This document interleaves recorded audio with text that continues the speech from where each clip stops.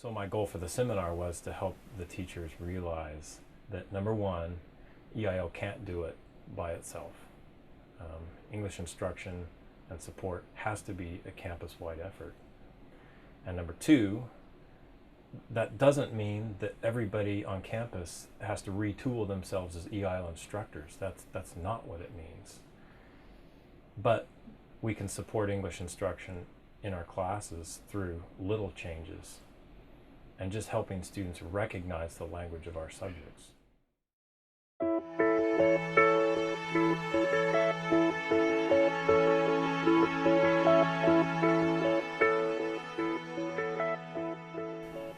I've been here for 7 years. I was the EIL coordinator for 5 years, and I realized that if students were going to acquire the type of academic English that they needed, they could not just receive that instruction in EIL. It has to come from all over campus. EIL is not equipped to teach the language of biology, or the language of accounting, or the language of even religion. We can't teach students that English. So first it came from a realization that English instruction has to move beyond the EIL program. So my goal for the class was to get people to think about what they could do in their class to help support students' English. And I think it doesn't require a lot of change from teachers. It just requires an awareness of the little things they can do in their class. Every time we'd start that meeting, that get together with the teachers, I don't know if you were ever looking at the clock, but usually the first 20 to 30 minutes would be just people sitting around the table talking about things they'd done during the week. And changes they'd made in their class. Yeah, changes in class, things that they'd done and things that they'd tried. And, we'd talk about ideas in the seminar, and then they'd come back, and it's just that first 20 or 30 minutes, people just saying, hey, you know what, I really tried that, and here's what happens. So it was successful from my perspective because people tried things. They tried new things in their classes. One of the things I enjoyed the most was the first time we did it, I had the chance to go observe classes, and I went to everybody's class and watched them and took notes on the language use in class.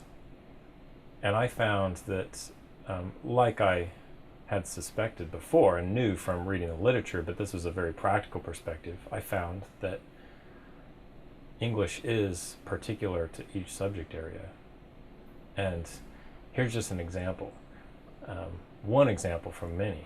I sat in Kali Fermante's class. I believe it was Hawaiian Studies 101. It was one of the first classes, but that was the most amazing class because as soon as you walk in, it was like you just walked into this Hawaiian culture. And he infused so much Hawaiian into the class.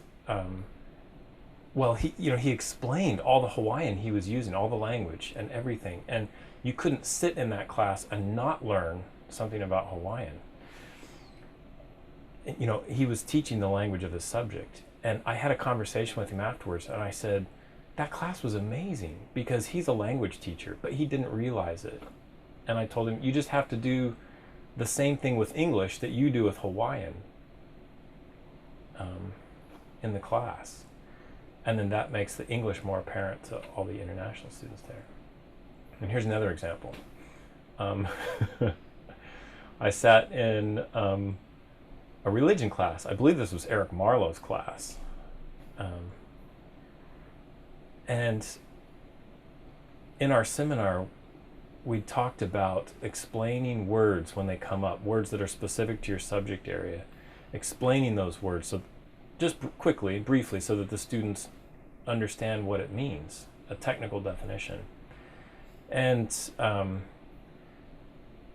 can't remember what the word was right now, but I remember listening to Eric as he was teaching, standing in front, and some religious word came up, and almost, I don't think he even thought about it, but he realized that it was a technical word, and he explained it to the class. And then when he sat back down, I tapped him. I said, "Hey, good job," because you just explained the technical vocabulary so that the international students can understand it. And I realized that the students need that support. At one point, Roger Goodwill made this comment. He said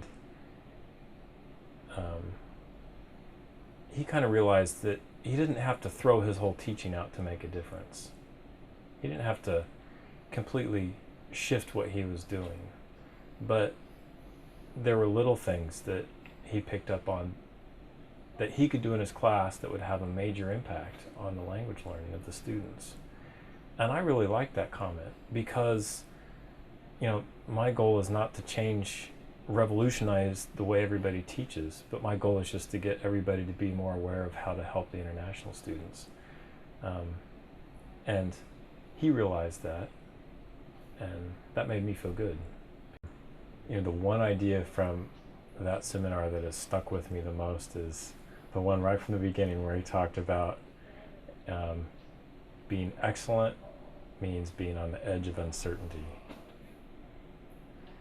And I realized, there are times where I'm uncomfortable. I'm trying something new in class, and I'm like, oh, is this really going to work? And I try it, and it doesn't go so well, and I think, oh, that was a bomb. I'm never trying that again. But, I think all of those failures and successes lead you towards excellence, and I realized that being excellent does not mean that you're comfortable. It means that you're always pushing yourself, and if you're on that edge of uncertainty because you're trying to be excellent, you're going to have failures, and you're going to have classes that don't work so well. But as you learn your way to the answer, that's another concept we talked about,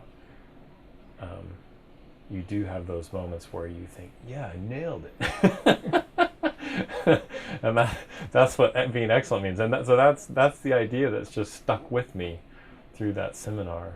And it has made me reach out a bit more and be more comfortable with being uncomfortable. Well said. Yeah. So. Anyway, anything else you want to mention before we turn off the power here? I'm a great fan of the Center for Learning and Teaching. Oh yeah, maybe.